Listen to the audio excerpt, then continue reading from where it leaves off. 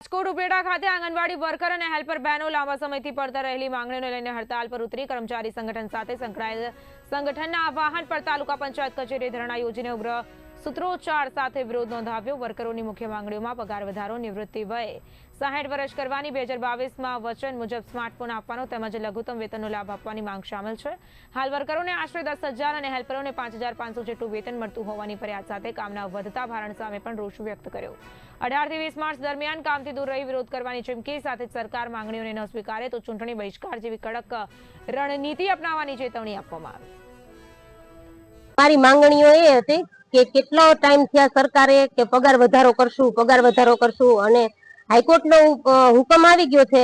કે હેલ્પર અને વર્કર બંનેનો પગાર વધારો કરવાનો છે। એક મજૂરને વેતન આપે ને એટલું જ અમને વેતન, એટલો જ અમને પગાર આપે છે અને આખો દિવસ નાના બાળકો હોય કે 5 વર્ષથી નાના બાળકો હોય એને હેલ્પરને એને રસોઈ બનાવવાની, એને ખવડાવવા પીવડાવવાનું ને વર્કરને તમામ કામગીરી કે એને પૂર્વ પ્રાથમિક શિક્ષણ અને પૂરક આહાર બંને એને પીરસવાનું હોય। તો પૂર્વ પ્રાથમિક શિક્ષણ છે એ અગત્યની વસ્તુ છે, તો એ તો અમે આપી શકતા જ નથી કારણ કે 6 પ્રકારની એક મોબાઈલમાં આપેલી હોય અને એ સતત એને કામગીરી સાથે કરવાની હોય કે આંગણવાડી ખોલો એટલે ફોટો મોકલવાનો, પછી એવીટી કરો એટલે ફોટો મોકલવાનો, હાજરી પૂરવાની એમાંય ફોટો લેવાનો, પછી બાળકોને જે નાસ્તા આપવાના હોય તો એનો ફોટો મોકલવાનો, પછી એવીટી નો ફોટો, પછી પૂર્વ પ્રાથમિક શિક્ષણ હોય તો એનો ફોટો, વિડીયો, આવી રીતના સતત મોબાઈલની કામગીરી હોવાથી અમે જે બાળકોને સાચું અને સચોટ જે પૂર્વ પ્રાથમિક શિક્ષણ છે કે એના જે સમય અત્યારે રમવાનો છે અને એની સાથે જોડવાનું છે એ વસ્તુ અમે કરી શકતા નથી। અને અમારી મુખ્ય માંગણીઓ છે, પેલું તો છે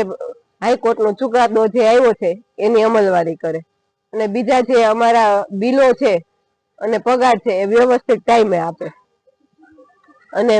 બિલો, મસાલા બિલ ને મરી મસાલા છે એમાં વધારો કરે।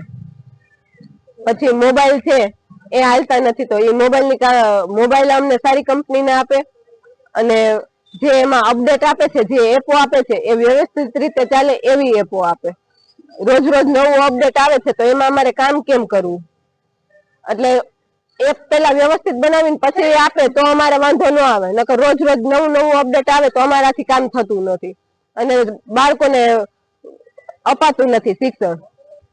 અને સરકારને જોઈએ છે શિક્ષણ, એમ કે તમે શિક્ષણ આપો, પણ આમાં અમે કઈ રીતે શિક્ષણ આપીએ? બીજી સરકારની કઈ કઈ કામગીરીઓ છે જે તમારી ઉપર સરકાર આપે છે તમને કરવા માટે? MMY છે, THR વિતરણ છે, ચૂંટણીની છે, તો આ બધી રોજ રોજ નવી અલગ અલગ અમને આપ્યા જ કરે છે કે તમે આ કરો તે કરો, તો અમારે એની પાછળ અમારે બાળકો ઉપર પૂરતું કઈ ધ્યાન